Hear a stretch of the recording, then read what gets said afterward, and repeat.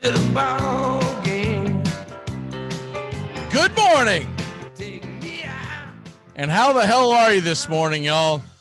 We got a big day in sports ahead of us. So let's get into Take Me Out to the Ball Game today, where we kind of hit up the big news, the headlines in the world of sports, and we do it in a timely fashion. So away we go here. If you missed it, last night the Tampa Bay, let me turn this down. The Tampa, let me just turn it off. How about that? The Tampa Bay Lightning 8-0 winners over the New York Islanders. So that series is now 3-2 Tampa Bay. It heads back to New York for a game 6 tomorrow night. And it's do or die for the Islanders. It's also do or die for the Nassau County Coliseum, as it very well could be the very last game played in that stadium. It's a very historic stadium for hockey fans, very historic stadium for people who live in the New York area or have any kind of ties to it. I lived in New York for a little while, but more importantly, I spent my summers in New York visiting my grandparents when I was a kid. My mother's originally from New York. So there you have that. And and it's one of the reasons why I'm torn in this series, because you go from the Islanders to the Lightning, and I live in the state of Florida now, so I follow those two franchises, and I'm really torn on who I'm pulling for every single day in that series. I find a reason why I really want it to go 7 and just let the best team win on that ice. But tonight, Montreal at Vegas. That series is tied 2-2. Game is in Las Vegas. Game 6 will be in Montreal. And with that being said, you're talking about a pivotal game across the board, because if you're Montreal and you win this, you go home and you could end it. If you're Vegas and you win it, you know you're guaranteed, just like Tampa, you're guaranteed to come back to your building in one shape or form.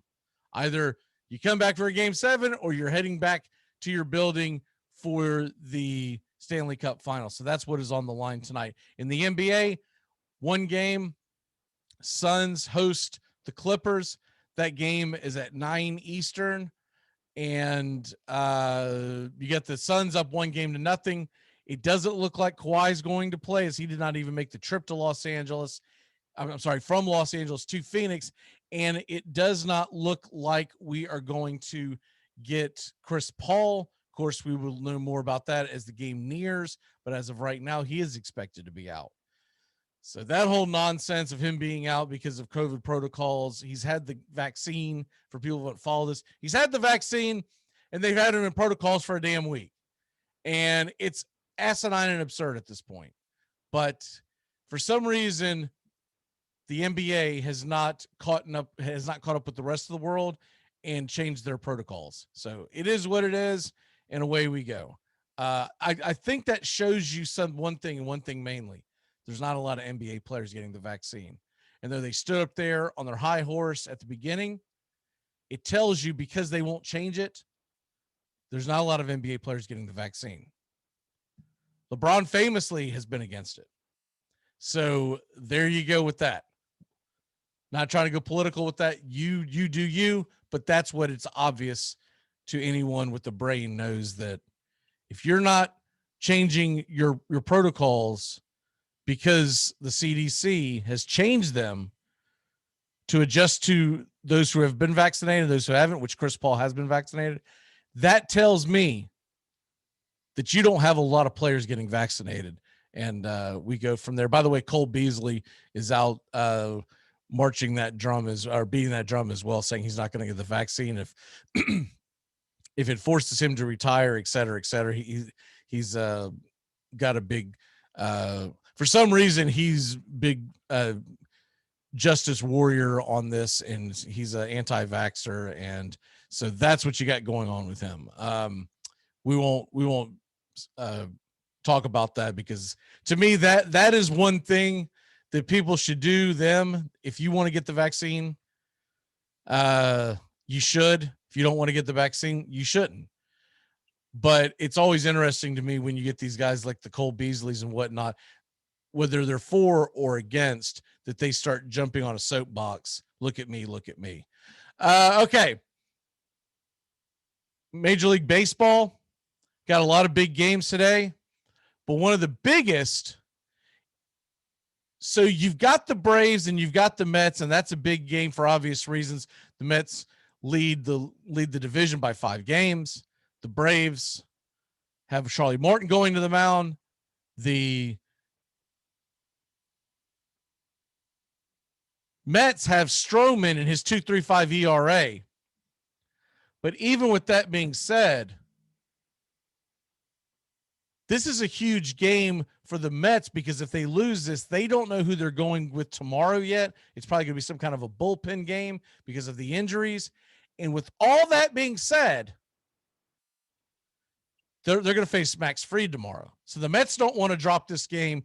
The Braves don't want to fall 6 games back. So you got a big game there. But the other game that I think is the biggest game of the day, it starts at 7:10 Eastern.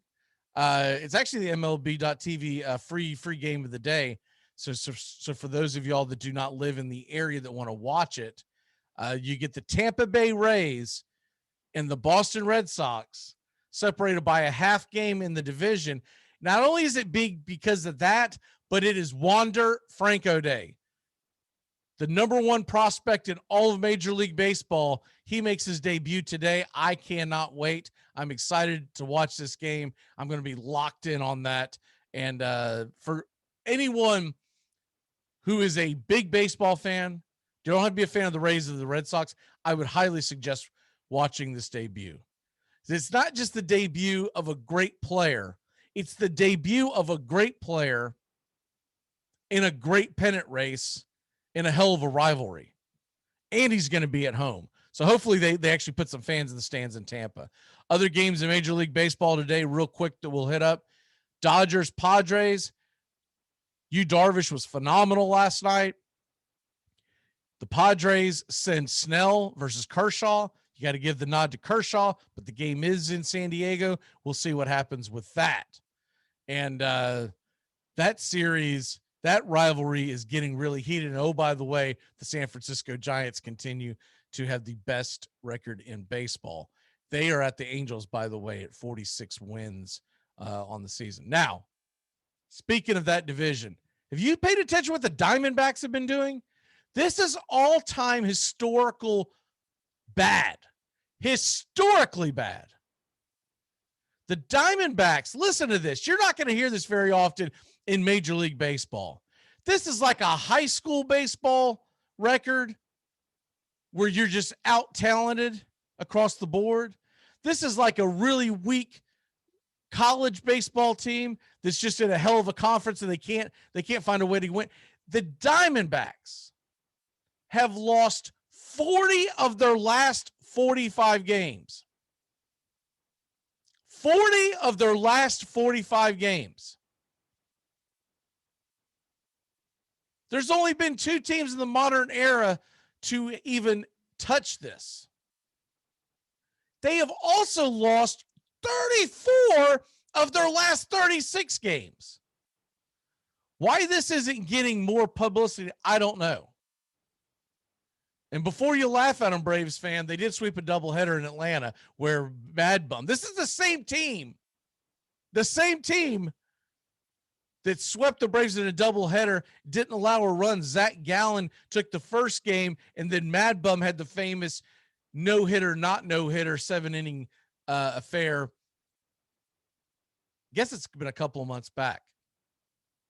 And they were in contention in their division at the time. And now they've rattled off 40 losses in the last 45 games. They're 21-53 on the year. 21-53 on the year. You're getting really close to the halfway point. You're talking about only winning about between 40 to 45 games the entire season at this kind of rate. This is not a bad team, by the way, everybody. This is not a bad roster.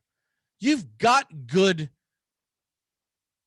players on this roster. This isn't like some expansion team in the 1970s where they just threw anything together and they're going to make some money the first year because they know you're going to come watch because you haven't seen Major League Baseball before, and they'll worry about building it up later. This isn't the 62 Mets. This is a Diamondback team that, by the way, is being ran by Joe Torre. This is a Diamondback team that has some talent on their roster. They have several guys that would start for anybody in the league. It is absolutely dumbfounding, and you got to figure there's going to be a change coming and coming soon just to try to keep fans coming to the ballpark. It is unreal. Zach Gallen goes to the mound today against the Brewers at home, but they're going to face Peralta and his 2.28 ERA. It's not looking good, my friends. Other things to get into real quick before we dive on out of here, as we are going to run out of time. I'm trying to start putting a timer on me, because if not, I'll just rattle on like a mental patient for the next several hours. But you got the Wander Franco thing going on today, and then the other big thing that people are reacting to is the news of, I'm probably butchering his name and I apologize, Las Vegas Raiders defensive end Carl Nassib, or is it Carl Nassib or Nassib? I don't know how he pronounces it because I've never heard of him, because he's not a very good player. He's decent, but he's not great. I've seen him play, but I've never heard his name pronounced.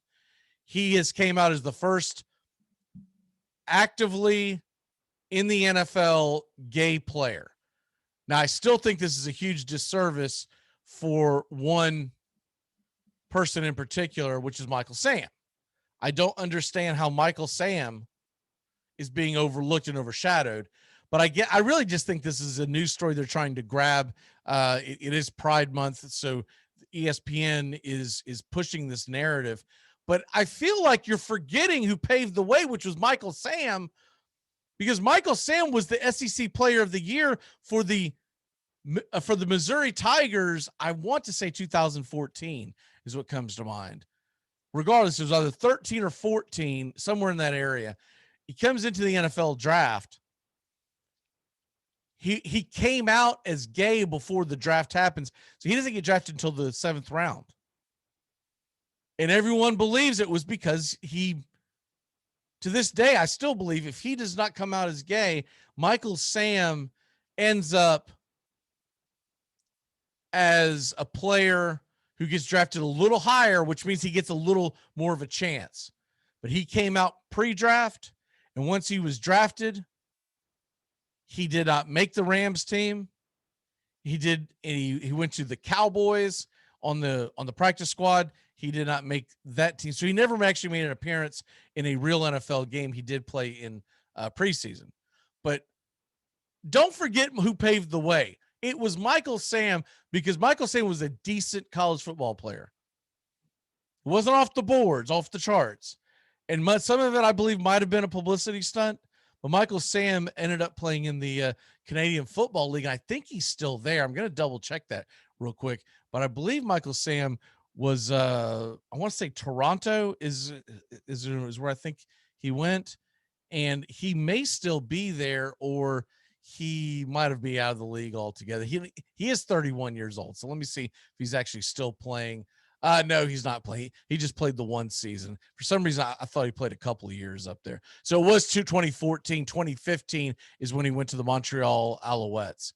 But I don't know what he's doing now, but we wish him well. He paved the way. They're making a big deal about this kid from the Raiders, and what he's doing is great. He's giving people who are struggling with coming out. I really think young kids, young athletes, 14, 15, 16 years old, don't have a role model. Maybe they're playing football or a sport. I think it's great. But don't forget Michael Sam. Michael Sam paved the way. And I think he, in a lot of ways, hurt his draft stock. And that's a shame that that's where we were at. And we're still, I still think it's a macho environment in most locker rooms. So it'll be interesting to see how this is taken. I do think the climate of 2021 is much different than it was in 2014. And I do think that he won't be shamed. I think they'll be fine. But now everything that happens, if anything happens to him, you're going to be questioning why. And so we leave you on that note. We'll see you tomorrow. Looking forward to a big day in sports. Again, we'll have the College World Series going as well today. Vols versus the Longhorns at 2:00. Get you all rolling on college baseball and the College World Series as they're trying to. NC State, big upset against Vanderbilt. And now Vanderbilt's in the losers bracket. NC State Wolfpack doing things that no one thought they would. They don't even belong in the College World Series in a lot of minds. We'll see you tomorrow. Have a great day. Me out to the ball